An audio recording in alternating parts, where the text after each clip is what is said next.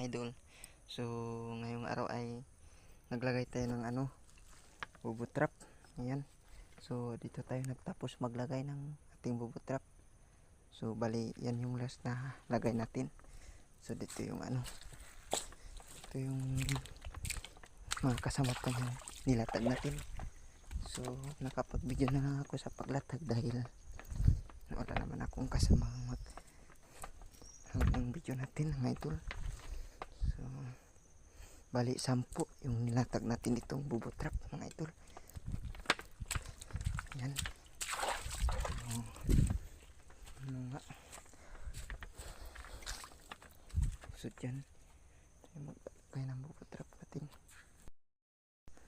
Yan yung pangalawang nilatag natin mga idol. Ayan. So dyan naman yung bali 10. So pangalawang latag na natin yun mga idol. Babalik na ako sa bahay mga idol. Galing doon sa taas yung latag ko papunta dito. So yan yung unang panghulihang nilatag natin. So doon pisa ito. So yan pala yung pangatlo. Ayan, pangatlong latag natin.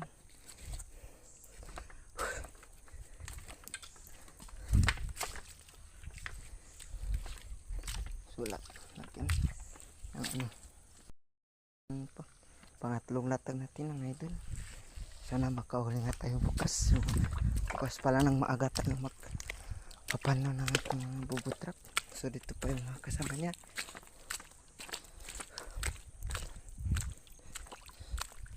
So nakaraang araw nga mga idol, mayroon din ditong naglatag ng kanilang bubot trap. Kasama ko din. Ako ngayon lang ulit nakalagay ng bubot trap kasi nga marami pa tayong ginagawa sa ating bahay.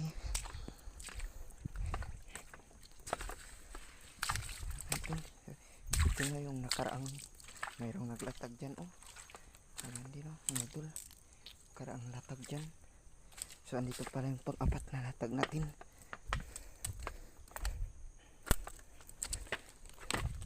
Ayan yung pang-apat na latag natin. Ayan, yan. Ayan, so gahapon na nga kaya kailangan na natin bilisan.